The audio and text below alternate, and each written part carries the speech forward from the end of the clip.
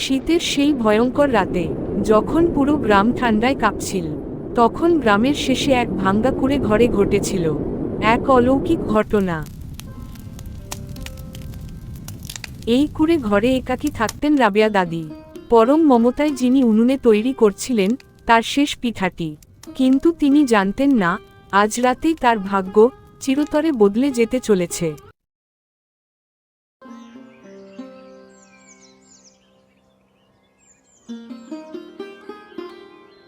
আর মাত্র দুদিনের চালই ঘরে আছে, এরপর আর খাওয়ার মতো কিছুই থাকবে না।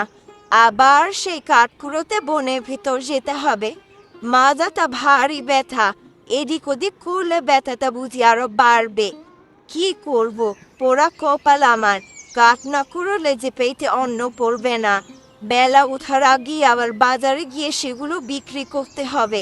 এখন না গেলে আর হবে না।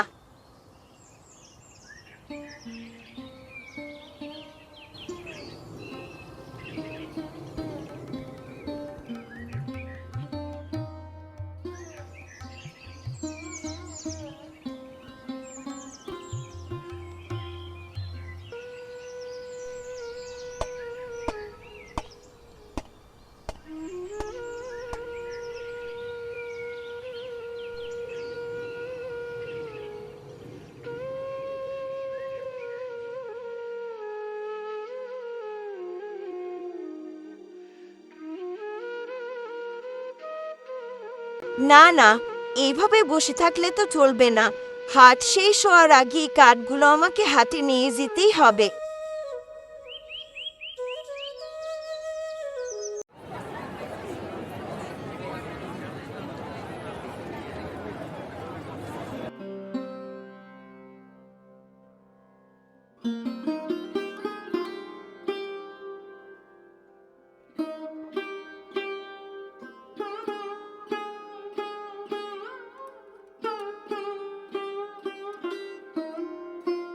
আহারে, এই বয়সেও রাবেয়া দাদির কত কষ্ট হয়। আমার যদি শান্তি থাকতো আমি ওনাকে 3 বেলা খাওয়াতাম। সবজি নিয়ে যাও, তাজা সবজি। বাজার থেকে নতুন নতুন সবজি নিয়ে যা। কি গো দাদি, লাকড়ি কত করে বিক্রি করছো? আমি বাবা মুখ্য সূক্ষ্ম মানুষ, অত সব বুঝি না। হাতে সবাই যা দাম দিচ্ছে, তুমি না হয় আমাকে তাই দিও। দাদি, হাটের বাকি সবার মতো কি তোমার লাকড়ি এক হলো?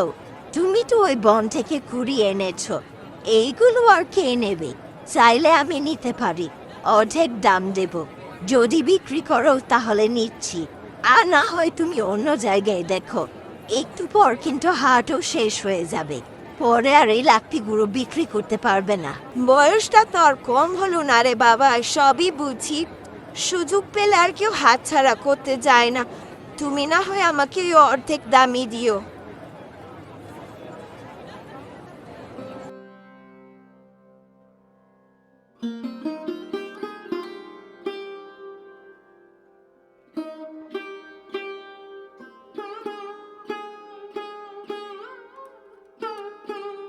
আজকের টাকা পুরো শেষ করা যাবে না, একটু একটু করে টাকা জমিয়ে রাখতে হবে।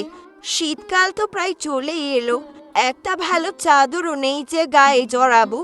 আগের বছরে ছেঁড়া একটা কাঁথা আছে, তা দিয়েই চলে যাবে। তবে প্রত্যেকবারের মতো শীতের মৌসুমে পিঠা না বানালে চলবে না। কিছুটা চাল আর বেশ খানিকটা নলেন গুড় কিনে রাখতে হবে, যেন বেশি শীত পড়লেও গরম গরম পিঠে বানিয়ে খেতে পারি। বাকি টাকা দিয়ে হরেনের দোকান থেকে কিছুটা চাল কিনে বাড়িতে ফিরি।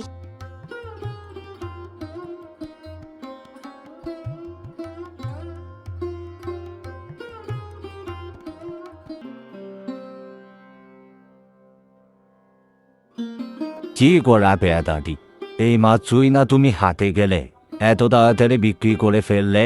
আর বলিস না রে বাবা, সবাই কি আর তোর মতো সৎ, এত দয়ালু? উত্তর পাড়ার কাশেম সুযোগের সৎ ব্যবহার করে অর্ধেক দামে আমার লাকড়িগুলো কিনে নিয়েছে।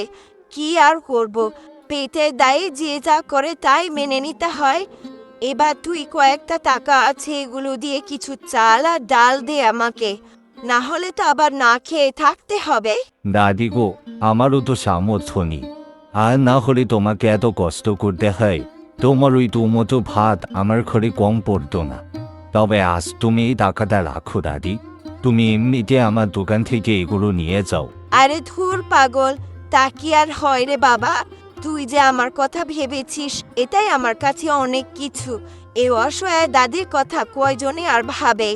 নে বাবা, তুই টাকাটা রাখ। যখন আমার হাত খালি থাকবে তখন নয় তুই এমনিতে আমাকে দিস। ঠিক আছে দাদি, তোমার যা লাগে নিয়ে নাও। আমাকে আবার বাড়ি যেতে হবে তাড়াতাড়ি। মেয়েটা খুব অসুস্থ গো দাদি, গ্রামের হাসপাতালে নিয়ে যেতে হবে। সে কি, তাড়াতাড়ি যা তাহলে। ছোট আম্মু তা তো আমার হাতের পিঠা খুব পছন্দ করে। এই তো শীতকাল এলো, সুস্থ হয়ে যাক, তারপর বলিস আমি পিঠা বানিয়ে খাওয়াবো তাকে। সাবধানে বাড়ি যেও, আমি চললাম গো দাদি।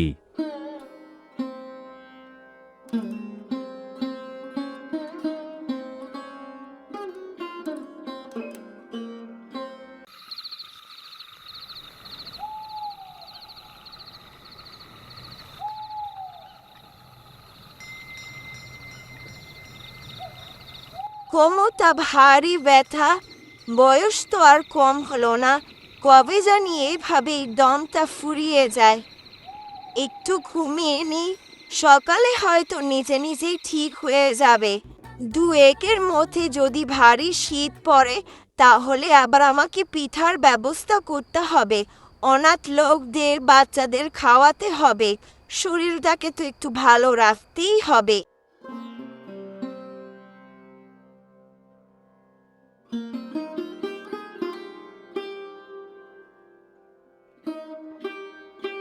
এই কি কাণ্ড, রাতেই না ভালো ঘুমালাম। তবে রাতের অবস্থা দেখে মনে হচ্ছিল আজকে শীতটা ভালোই পড়তে পারে, তবে এতটা শীত পড়ে যাবে সেটা ভাবিনি। আমি বরং চাদরটা গায়ে দিয়ে একবার গ্রামে হাট থেকে ঘুরে আসি। শীতে সকালে ভালো নলেন গুড়, খেজুরের গুড় পাওয়া যাবে, আর কিছুটা চাল কিনে আনি, পিঠা বানানোর প্রস্তুতি শুরু করে দেই।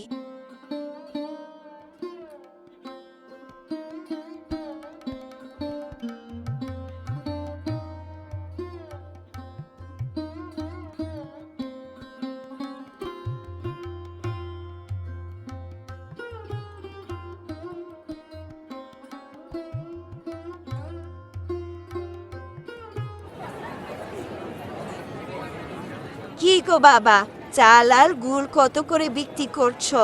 ও রাবেয়া দাদি যে শীত পড়তে না পড়তে গোড়া চালিতে চলে এলেছে। তুমি আমাকে কিভাবে চিনবে বাবা? আমি তো এই গ্রামে অনেক বছর যাবত আছি, কখনো তো তোমাকে দেখিনি। তুমি কি এখানে নতুন এসেছো? আরে ভয় পেও না দাদি, তুমি আমাকে কি করে চিনবে? আমাকে তো পরেশ বলে গিয়েছে তোমার কথা। আরে যার কাছ থেকে তুমি সবসময় খেজুরের গুড় নিতে, তার বাবা অনেক অসুস্থ, সে ঢাকা শহর নিয়ে গিয়েছে চিকিৎসার জন্য। তাই আমি এখানে মোড়লের পক্ষ থেকে নতুন কাজ করি। সে আমাকে বলে গিয়েছিল তোমাকে যেন আমি কম দামে গুড় আর চাল দিই। তুমি নাকি প্রত্যেকবার পিঠা বানিয়ে তাকেও খাওয়াও, এবার তো মনে হয় আমি ভাত পাবো। ও তাহলে এই কথা। সত্যি পরেশটা আমাকে ভীষণ ভালোবাসতো। অনেক খারাপ লাগছে তার বাবার এই অবস্থার কথা শুনে। জানলে একবার গিয়ে দেখে আসতাম। আর বাবা, তোমার ন্যায্য মূল্য রেখে আমাকে গুড় আর চাল দিও। তোমার ব্যবসার ক্ষতি হলে মোড়ল আবার রাগ করবে। না দাদি, তুমি আবার ওই শোক নিয়ে চিন্তে করো না। তুমি না হয়ে আমাকে কিছুটা কমই দিও, তাতে আমার তেমন কিছু ক্ষতি হবে না। তুমি শুধু হাড়ির দাম আলাদা 50 পয়সা দিও, তাহলেই হবে। ঠিক আছে বাবা, আমি চললাম। পরেশের সাথে তোমার দেখা হলে বা কথা হলে তুমি বলে দিও, পরেশকে তার দাদির অনেক মনে পড়ে।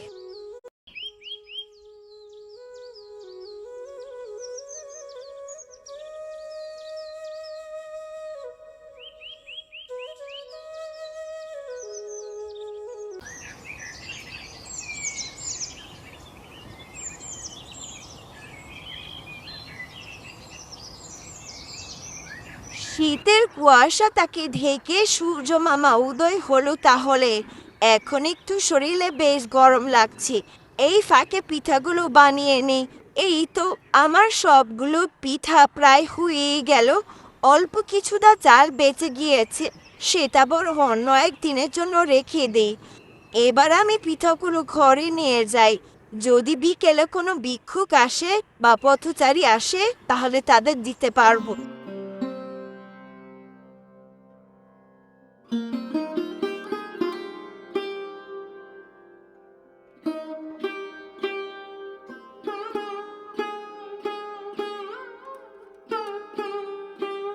কি করাবে দাদি? কোথায় তুমি? ঘর থেকে বের হয়ে দেখো কে এসেছি। পিঠে তো মনে হয় বানিয়ে ফেলেছ, গন্ধে তো চারিদিক মৌ মৌ করছে, তাই তো আর বাড়িতে থাকতে পারলাম না।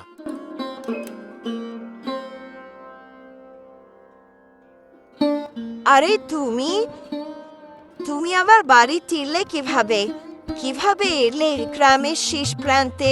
সকালে তো হাতে তোমাকে বললামই, তুমি তো কিছুই বললে না, নিজে তো দাওয়াত দিলি না পিঠার, তাই কি করব অবস্থা, আমি নিজে নিজে চলে এলাম পিঠা দাওয়াত খেতে। ও, এই কথা তাহলে। আমি বাবা বুড়ো মানুষ, এত সব কিছু কি আমার মনে থাকে? তুমি যে আমার কথা মনে রেখে আমার বাড়িতে এসেছো, তাতেই আমি অনেক খুশি হয়েছি বাবা। চলো ঘরের ভেতর চলো, গরিবের ভাঙা কুড়ি ঘরে আসো, তোমাকে আজ পেট ভরে পিঠা খাওয়াই, তুমি মন ভরে পিঠা খেও।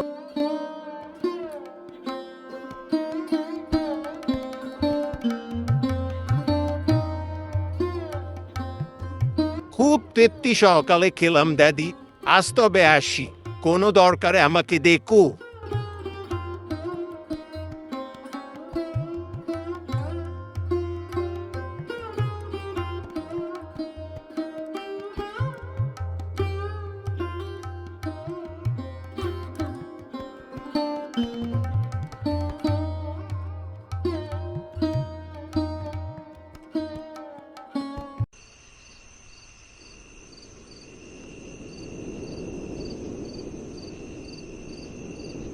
আজ বাহিরে এত বাতাস বইছে, হাড় হিম হয়ে যাচ্ছে ঠান্ডা বাতাসে, জানালাটা মেরে দিতে হবে।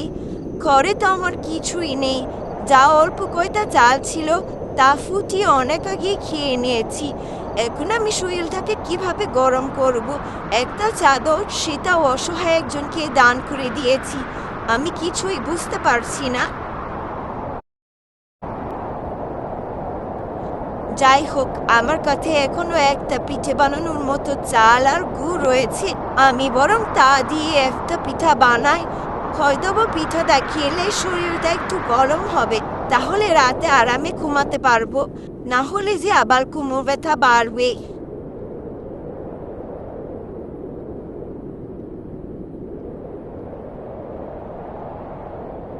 চাল রাখার পাত্র, সব পাত্র রান্নাঘরে খালি পড়ে আছে, কবে যে অভাবে দিন শেষ হবে সেটাই বুঝি না। যাই হোক, একটা পিঠা আমার শেষ সম্বল ছিল, এই পিঠাটা এখন খাই।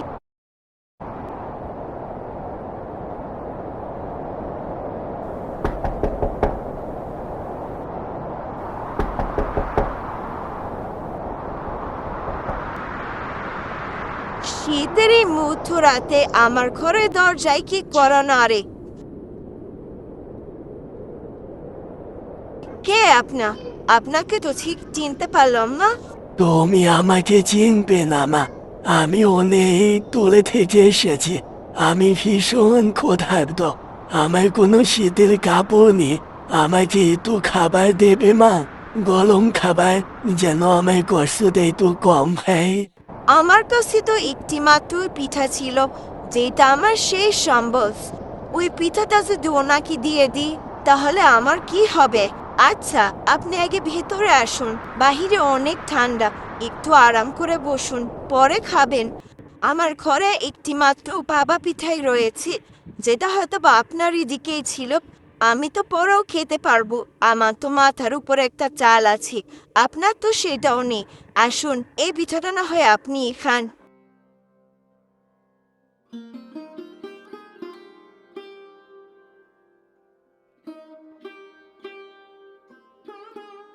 আপনার মনে হয় ক্ষুধা মেটেনি বাবা, তবে আমার এইটুকুই সামর্থ্য, এর বেশি চাইলেও আপনাকে আর খাওয়াতে পারবো না। না না মা, আমি খুব খুশি হয়েছি। তুমি তোমার ভাগে শেষ পিঠার অংশটাও আমাকে দিয়েছ। আমি কষ্ট পাবো বলে তুমি নিজে না খেয়েও আমাকে খাইয়েছ। আমি আজ তোমাকে দোয়া দিলাম, তোমার ঘরে কোনোদিন চালের অভাব হবে না, তোমার আর কোনোদিন খাবারে কষ্ট করতে হবে না। আজ আমি চললাম মা, তুমি ভালো থেকো।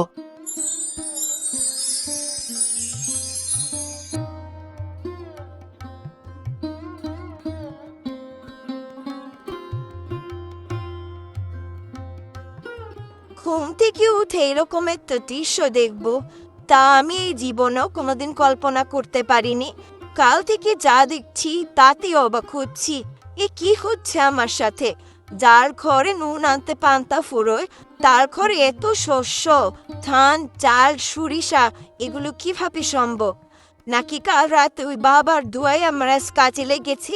আমি আহার না করে ওনাকে খাইয়েছি, তারই ফলস্বরূপ কি আমি এগুলা পেলাম? তবে কি একটা সাধারণ পিঠে আমার ভাগ্য পরিবর্তন করে দিল?